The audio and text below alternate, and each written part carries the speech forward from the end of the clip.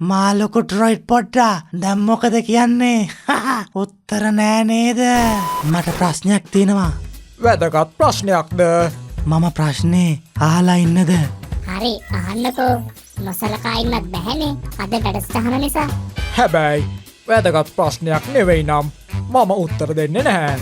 මේ කැප්ටන් ලොක්කා මම අහන ප්‍රශ්නය වැදගත්ද නැද්ද කියලා තීරණය වෙන්නේ මම එක කිව්වට පස්සේ. අද මේ ලෝකේ ගොඩක් මං වගේ ප්‍රඥාවෙන් උසස් මිනිස්සු ඒ මිනිස්සුන්ගේ ප්‍රඥාව හංගගෙන ඉන්නව ඇතිද? මේ කැප්ටන් ලොක්කා වගේ අය මැද්දට පැනලා හරස් ප්‍රශ්න අහන නිසා. ඒ නිසා මිනිස්සුන්ට කතා කරන්න ඉඩ දෙන්න, අදහස් බෙදා ගන්න ඉඩ දෙන්න.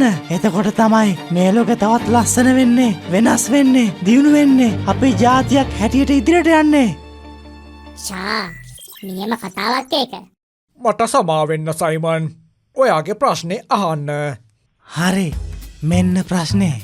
පුද්ගලයෙක් අඩි 100ක් උඩ ඉඳන් පැන්නොත් පුද්ගලයාට කලින් වැටෙන්නේ කුමක්ද? මොකක්ද ඒ ප්‍රශ්නේ? හරි හෙවනැල්ල. මදි තව හොඳට කල්පනා කරන්න. මුළු අන්තර්ජාලයම පීරුවත් ඕකට නම් උත්තරයක් හොයාගන්න බැහැ.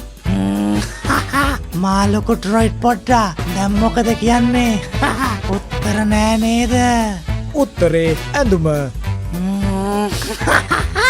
මාලොකු මොලකාර සූරවීර කැප්ටන් මොනවද මේ වීරු කතා? හරි උත්තරේ ගුරුත්වාකර්ෂණ බලය.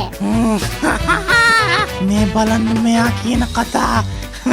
ගුරුත්වාකර්ෂණ බලය.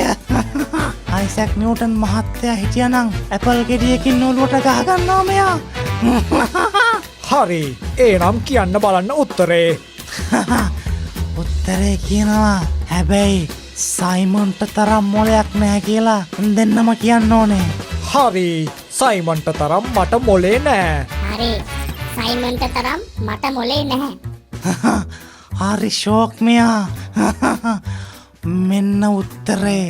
පුද්ගලයෙක් අඩි 100ක් උඩ ඉඳන් වැටෙනකොට ඉස්සෙල්ලාම වැටෙන්නේ මානසිකව මෙයා. මානසිකව අඩි 100ක් කියන සෙල්ලම් උසක්දා. සයිමන් සම්පූර්ණ වීඩියෝව නැරඹීමට පුංචි අපේ විශ්වය YouTube නාලිකාවට පිවිසෙන්න. පුංචි අපේ විශ්වය